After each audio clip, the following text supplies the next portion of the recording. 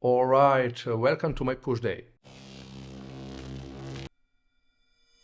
Today we are training chest, shoulders and triceps, but with an intentional focus on the upper chest. Because let's be honest, very few people have an upper chest that's truly overdeveloped. It's the most neglected area and yet it's the part that really makes your chest pop.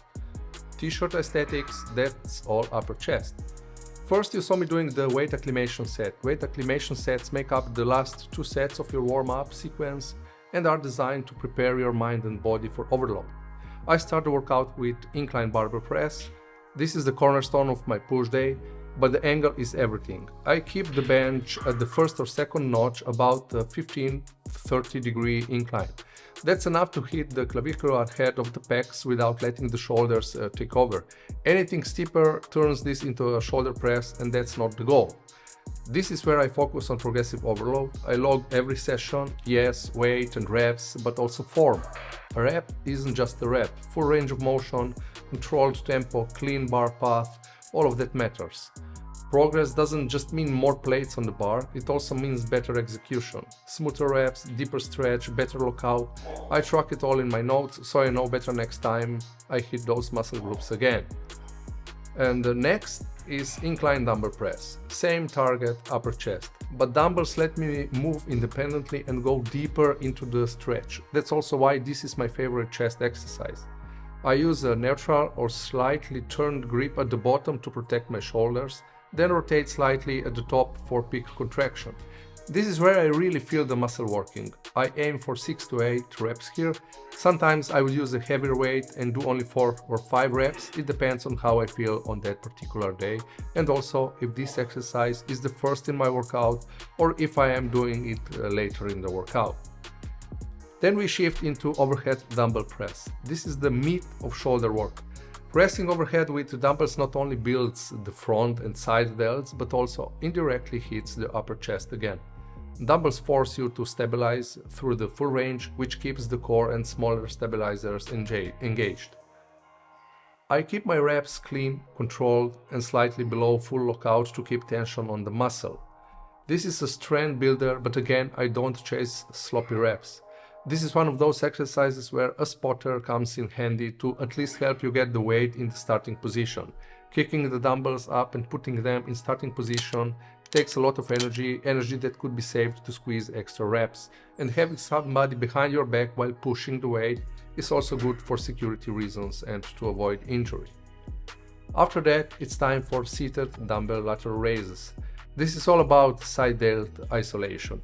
Sitting down removes momentum, which means I can't cheat with my hips or legs. I use lighter weight here and focus on leading with the elbows, not the hands. I want constant tension, not a swing and drop. This is where you build shoulder width, and lateral raises are my favorite shoulder exercise. While doing the reps, I rotate my wrist slightly so the pinky is up. This helps me isolate the side delts more, and of course on those last reps there is some momentum, but it's much less than doing the standing variation. The focus is to overload the muscle, and especially in this exercise the burn at the end of the set is immense. Then I move over to cable lateral raises. Same movement pattern, but now I've got constant tension from start to finish. Cables allow me to work the delt through a more consistent resistance curve. I often switch up the height of the pulley, sometimes low, sometimes mid, to hit slightly different fibers. Reps are higher here, about 12 to 15 range, controlled, slow, eccentric. This is where I chase the burn. I like doing it one side at a time, leaning at the side and holding the cable machine or the rack in this case for better stability. The key here is to keep the shoulder suppressed. If you elevate your shoulder, you basically shrug, and a lot of work will be done by the trapezius muscle. Doing it this way, the exercise becomes much harder, and as you can see, I'm not moving a lot of weight here. That's the goal, to overload the muscle with as little weight as possible. That's the difference between weightlifters and bodybuilders. The focus is to burn each muscle fiber, not necessarily with the maximum amount of weight possible.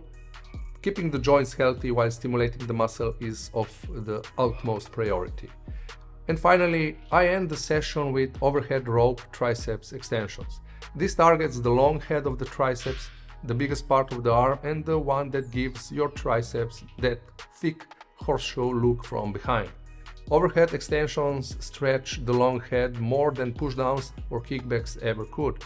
I go for a full range of motion, stretch at the bottom and a hard squeeze at the top. At the end of the set, when the fatigue kicks in, I hold the rope together to squeeze an additional rep or two. And I'll be honest, toward the end of the sets, form isn't perfect, but that's okay. I work close to muscle failure because that's what triggers growth. At this stage in my training, in my 40s, I train smart. I don't train like I'm 21 anymore. I leave a rep in the tank on some sets to protect my joints and avoid injury, but I still push hard enough to create overload. I'm okay with a little form breakdown on the last reps as long as I stay safe and don't exaggerate. It's a fine line, but you learn to walk it over time. I also train low volume, especially at the start of every new cycle. I begin with fewer sets and build up over 12 weeks. After 12 to 14 weeks, I make small changes, maybe a different grip or variation, just enough to avoid overuse injuries and keep things fresh. Today I did 2 working sets on each exercise except for the last one where I did 3 working sets.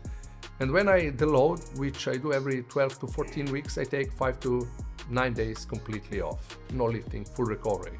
It makes a massive difference in long-term progress. So to sum it up, this push day is built around intention. Every exercise has a purpose.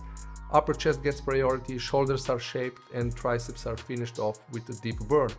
Progression is tracked, form is prioritized, and the long game is always the focus. Thanks for watching. Until next time, train smart, train hard, and keep showing up.